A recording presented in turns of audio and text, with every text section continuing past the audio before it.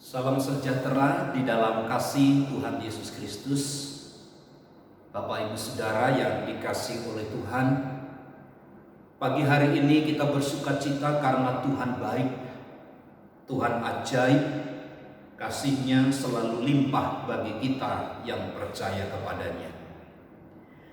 Nah, di dalam merenungkan hari-hari yang kita lalui bersama dengan Tuhan, ada banyak pengalaman-pengalaman yang indah bersama dengan Tuhan. Hal ini juga tercatat di dalam Injil Markus pasal yang ke-10 ayat 46 sampai ayat yang ke-52. Lalu tibalah Yesus dan murid-muridnya di Yeriko, dan ketika Yesus keluar dari Yeriko bersama-sama dengan murid-muridnya dan orang banyak yang berbondong-bondong, ada seorang pengemis yang buta bernama Bartimius, anak Timius, duduk di pinggir jalan. Ketika didengarnya bahwa itu adalah Yesus orang Nazaret, mulailah ia berseru, "Yesus, anak Daud, kasihanilah aku." Banyak orang menegurnya supaya ia diam, namun semakin keras ia berseru, "Anak Daud, kasihanilah aku," dan seterusnya. Acap kali keberhasilan itu sering dimulai dari sebuah kegigihan, hidup yang gigih.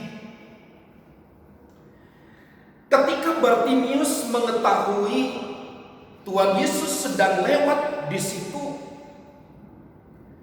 Bartimius, si pengemis yang buta ini, Alkitab mencatat, dia tidak berhenti berseru, "Yesus, anak Daud, kasihanilah aku." Dan ini pernyataan ini berulang-ulang dia sampaikan. Yang saya maksud gigih itu adalah di sini, meskipun dihalangi untuk berjumpa mengalami pribadi Yesus, tetapi itu tidak digunakan sebagai alat untuk memberhentikan gairah semangatnya untuk berjumpa dengan Tuhan. Nah, Bapak Ibu Saudara, seorang yang telah berjumpa dengan Tuhan, pasti dia akan mengalami perubahan. Pasti mengalami perubahan.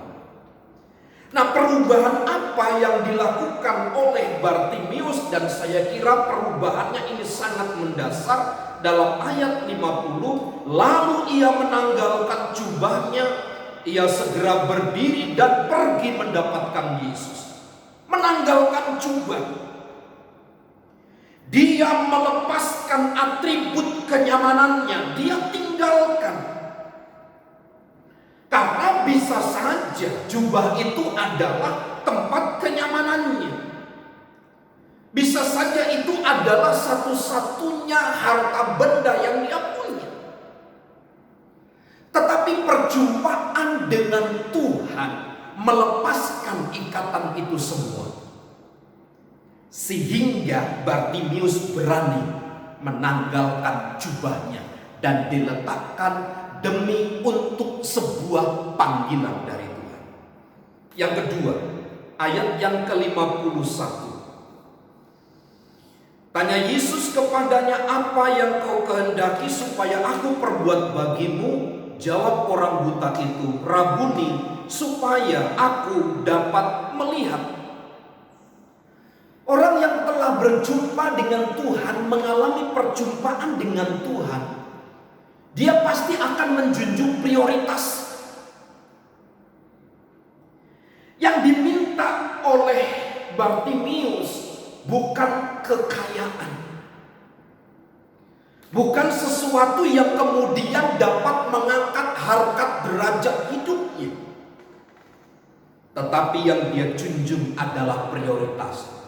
Aku ingin melihat. Prioritas apa yang Bapak Ibu Saudara pegang, yang Bapak Ibu Saudara miliki hari ini? Dialah prioritas hidup kita. Keadaan yang kita alami hari ini jangan mengubah prioritas hidup kita. Jangan bangun terus kenyamanan hidupmu, tanggalkan, lepaskan. Karena dengan jubah yang engkau kenakan, yang engkau pakai, tidak akan pernah mengubah apa-apa dalam hidup kita. Tapi kalau kita berani menanggalkan demi dan untuk kepentingan Tuhan, maka Tuhan yang akan beracara bagi kita. Lihat ayat 52. Bartimius mengalami kesembuhan. Kalau yang dalam ini selesai urusannya, akan diikuti oleh bagian luar. Ada kesembuhan, ada pertolongan yang dinyatakan. Hari ini keadaan sulit memang. Kita digentarkan oleh situasi dan keadaan. Tetapi percayalah, perjumpaan dengan Tuhan akan membuat kita bergairah, bersemangat terus di dalam Tuhan. Maka sekali lagi, alamilah perjumpaan dengan Tuhan dan nikmati persekutuan dengannya.